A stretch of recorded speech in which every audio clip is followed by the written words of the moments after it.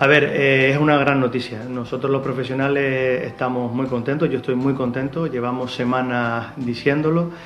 Es sencillo de entender, todos ya sabemos que el COVID, el coronavirus, produce una mayor mortalidad. Los datos además que tenemos en España y en Canarias son más que evidentes. El 90% de los pacientes que fallecen tienen más de 60 años.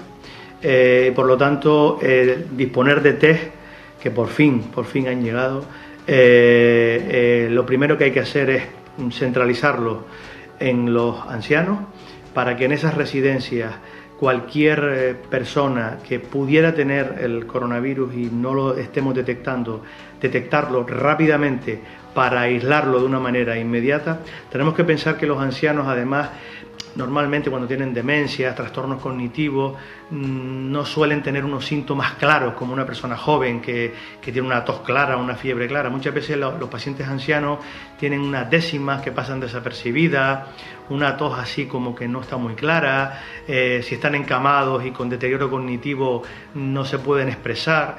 Por lo tanto, el hacer una barrida de test a todos esos pacientes para, si hay casos positivos, aislarlos inmediatamente y evitar que hayan contagios. De hecho, ya sabemos que en Canarias hay contagios en varias residencias de nuestras islas, es fundamental. Y la otra gran parte, como bien dijo ayer nuestro presidente Ángel Víctor Torres, son los profesionales sanitarios. Hoy tenemos ya el dato de que llegamos ya a los 300 sanitarios positivos. Y esta exposición que han tenido los compañeros sanitarios no puede ser así, no solamente porque nos infectemos nosotros y evidentemente nos preocupemos por nuestra familia, sino porque nosotros somos vectores de transmisión para esos ancianos que estamos viendo todos los días en los hospitales, que nos acercamos a ocultarlos, a verlos.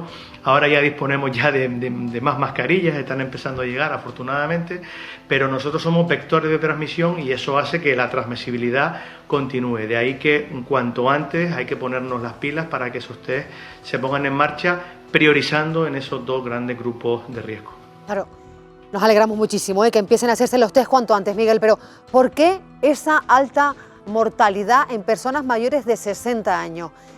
¿Porque tienen mayor sensibilidad? ¿Están más bajos de defensas? ¿Cuál es la razón? ¿O son personas que también tienen otro tipo de patologías asociadas? Porque también se darán todo tipo de casos. ¿Por qué claro, es más duro el virus con estas personas? No, es sencillo de entender. Vamos a ver, a mayor edad, más posibilidad de tener patologías crónicas asociadas, eso está clarísimo. Sí. La propia edad deteriora nuestro sistema inmunológico y deteriora nuestros órganos, más si cabe si hemos tenido factores de riesgo durante nuestra vida. Salió hace poco un estudio, hay ya más de 300 estudios con el COVID, es impresionante la literatura científica que hay, en que los fumadores, ¿de acuerdo?, el depósito de nicotina sobre la mucosa respiratoria favorece que el virus también infecte la mucosa respiratoria. Pues si hemos fumado, si estamos obesos, ojo a la obesidad, la gente más obesa también es un factor de riesgo importante dentro del listado de situaciones crónicas. Si somos hipertensos, si tenemos diabetes asociada a la obesidad. Y aquí tristemente en Canarias estamos a la cabeza en diabetes, también en obesidad, o sea que tenemos que cuidarnos. Sí, claro. Correcto. Y en tabaquismo estamos entre los de arriba, de la media para arriba, no como en el COVID, que afortunadamente estamos de la media para abajo. Pero a más edad, más patología. Y entonces, ¿qué ocurre? Nuestro sistema inmune, lo hemos hablado muchas veces, no conoce el virus. Entonces, si nuestro sistema inmune está más debilitado por la edad y por factores de riesgo, cuando el virus entra en nuestra mucosa respiratoria, penetra muchísimo más fácilmente a la célula respiratoria y la invade con muchísima más facilidad. Y es por eso por lo que los pacientes de mayor edad y con enfermedades asociadas pues tienen más posibilidades de infectarse por el virus. También puede ocurrir en la gente joven, hay gente joven que tienen enfermedades autoinmunes, que toman corticoides, que desgraciadamente pueden tener un cáncer. Algún caso hemos tenido en Canarias que desgraciadísimamente ha fallecido por procesos linfoproliferativos, cánceres, etcétera, que su sistema inmune ya está dañado a pesar de su edad.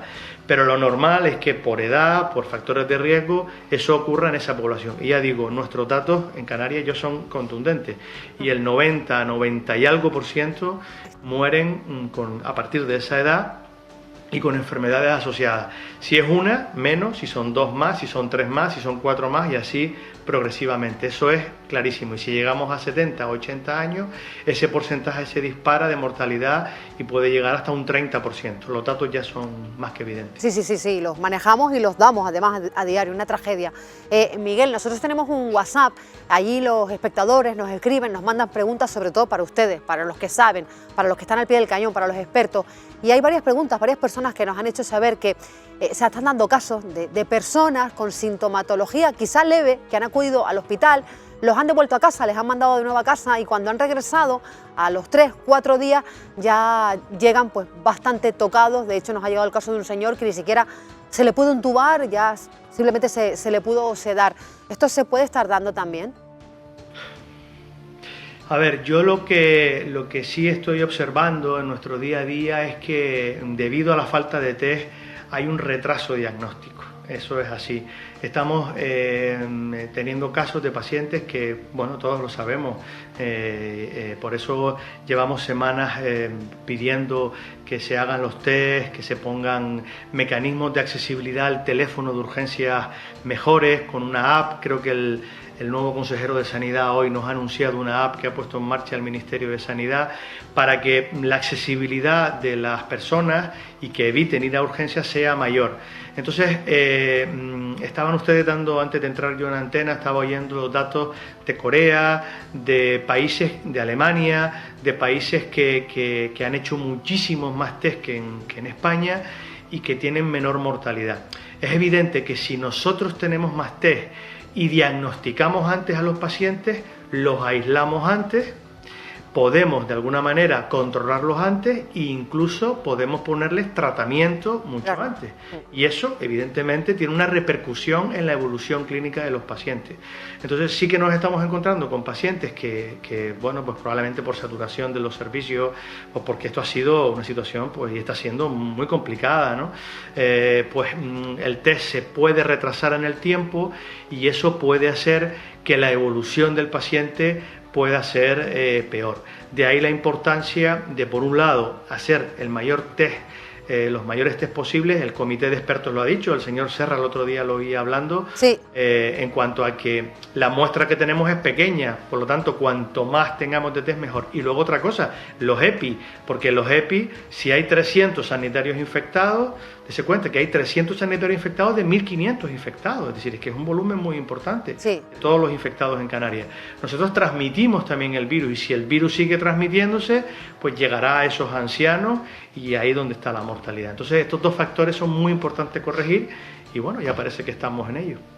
Hablando de ancianos, no sé si ha escuchado, Miguel, una noticia que nos llega, parece ser de Cataluña, que se ha dado la recomendación de que no se entube, de no se trate a aquellos mayores de 80 años. ¿Un médico esto se lo puede plantear, Miguel? ¿De verdad?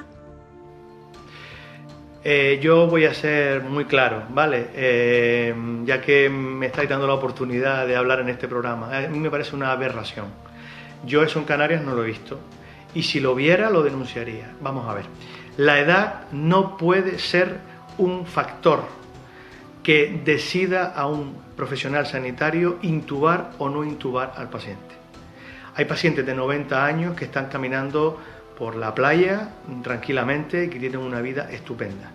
Y ese paciente, por lo tanto, si llega malo al hospital, aunque tenga 90 años, hay que intubarlo. Lógico, sí, va la cosa, obviamente.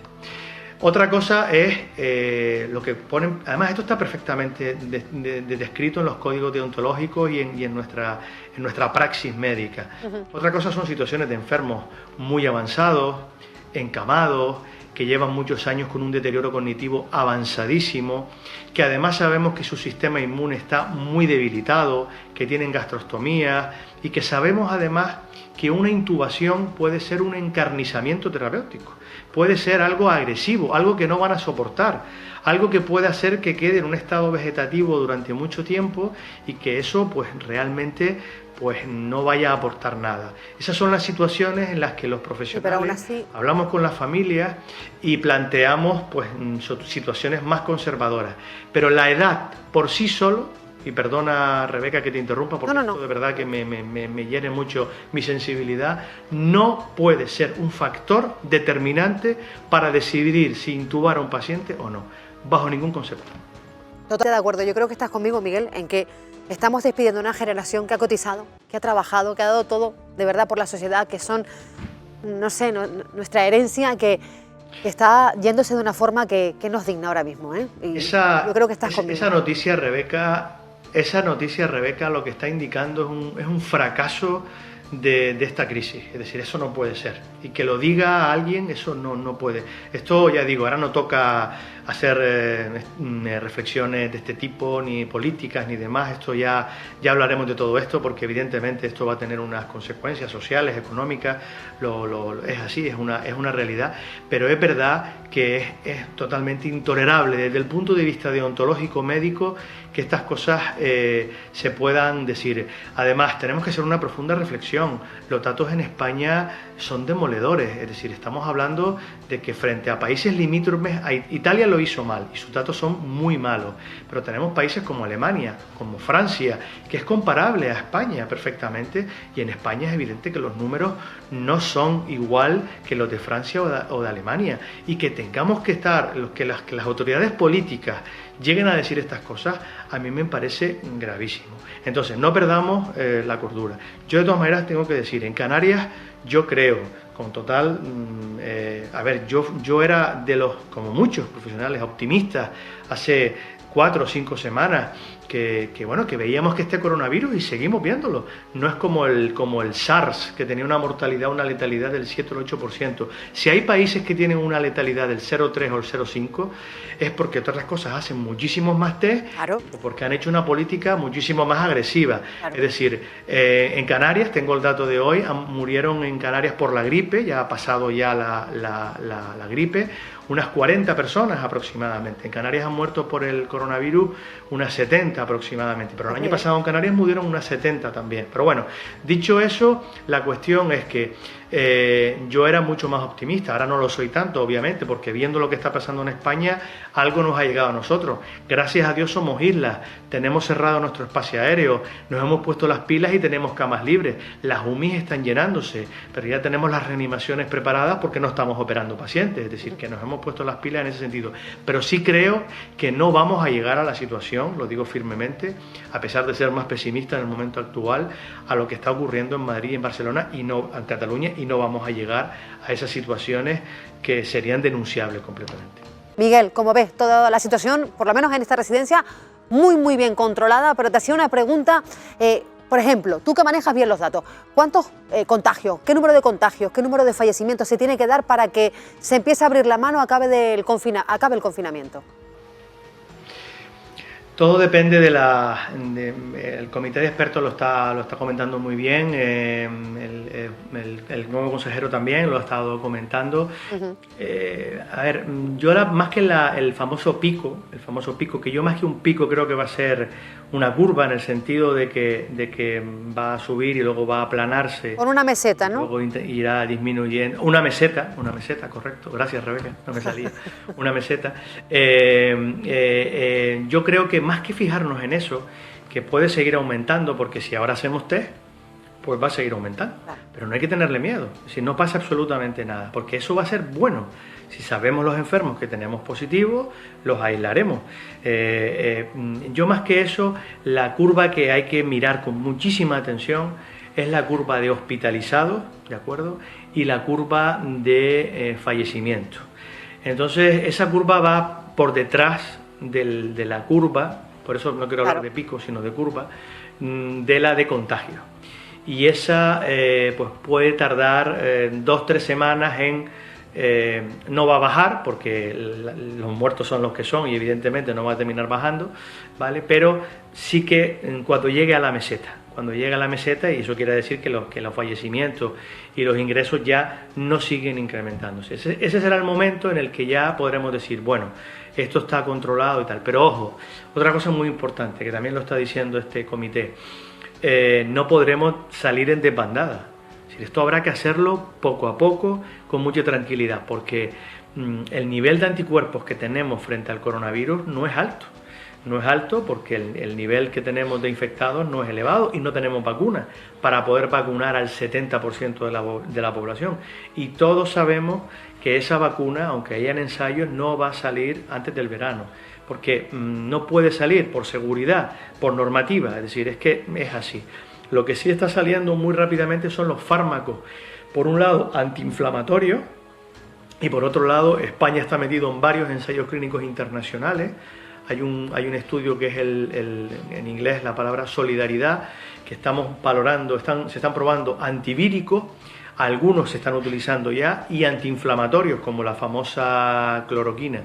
Y esas combinaciones, que incluso ya las estamos probando, harán que, bajando el número de contagios, que evidentemente va a bajar porque con el confinamiento es evidente que va a bajar y eso se está notando ya de una manera clara y en Canarias se está notando, los casos que nos puedan venir diagnosticándolos precozmente, aislándolos precozmente y tratándolo precozmente con nuevos fármacos que nos están llegando y que estamos cada vez poniendo más en marcha en los hospitales, esa curva se irá aplanando. Y entonces ese será el momento en el que podamos poco a poco volver de nuevo a una vida progresivamente normal. Oí antes a Pedro Guerra decirlo, que lo decía Ángel Víctor Torres, el mes de abril en la entrevista que le hizo de ayer. Yo creo que sí, yo creo que vale más ahora hablar así del mes de abril y no generar expectativas del 3, el 4, el 7... bueno, el mes de abril, vamos a ir viéndola venir en el mes de abril, vamos a ir viendo esas curvas, pero sobre todo desde mi punto de vista como clínico, a las curvas que más tenemos que hacerle caso son a las de ingresos hospitalarios, a los de pacientes en UCI, que ya hay 113 pacientes en UCI en Canarias, y a la curva de mortalidad. Esa será la definitiva, la que nos diga que esto se va controlando. A ver, Miguel, ¿y tú qué opinas? ¿Es imposible encontrar test ahora mismo porque Alemania se ha quedado con todos? Yo no estoy en la parte técnica, no conozco muy bien. A ver, a mí me cuesta entender cómo un país como España, en un estado de alarma, con laboratorios muy potentes. Hombre, es evidente que Alemania tiene una industria farmacéutica muy potente, los grandes laboratorios europeos, muchos de los fármacos que nosotros utilizamos están hechos en Alemania. Por un ejemplo muy sencillo que los oyentes seguro que entenderán, la aspirina, del laboratorio Bayer es un laboratorio alemán, evidentemente, pero yo entiendo que nuestro país tiene fortaleza suficiente como para este tema. Yo esta polémica de los test chinos, la verdad que lo que hace es desanimar un poco, honestamente, porque genera mucha incertidumbre en la población. Pero sí que voy a aprovechar para comentar una cosa que yo creo que es importante para que los oyentes lo tengan clara: los test rápidos o los no rápidos. A ver, el test que nosotros estamos haciendo ahora mismo es el test PCR.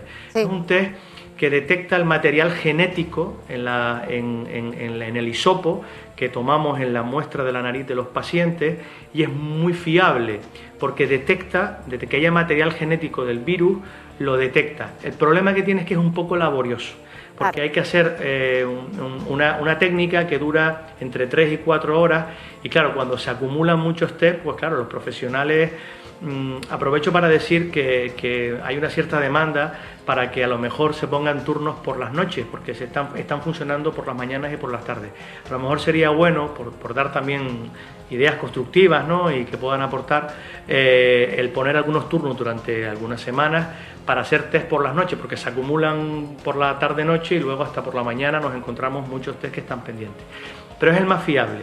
Los test rápidos tienen la parte buena, que son muy rápidos y que el resultado es como un test de embarazo, que tarda 15 minutitos en salir, pero tiene un problema, y es que detecta anticuerpos, es decir, que pueden dar falsos negativos. Es decir, claro, si el paciente ha tenido el coronavirus y no ha desarrollado anticuerpos, puede dar falsos negativos. Si a eso le añadimos, y me vas a perdonar la broma, Rebeca, que son de los malos chinos, pues entonces ya apaga la luz y vámonos, porque no nos sirven para nada. Claro. Pero bueno, para hacer una batería más amplia y para de alguna manera, menos es nada, pero si tenemos unos buenos test, aunque sean de los rápidos, y los hacemos para barrer más la población y tener esa muestra que se considera óptima, que está en torno a 40-50.000 test, en Canarias no pasamos de los 10.000 test, pues pueden ayudar y reservar los PCR para los pacientes más sintomáticos, los ancianos y los más importantes, y los otros para hacerlos más de forma generalizada en la población. Yo creo que ahí es donde está la combinación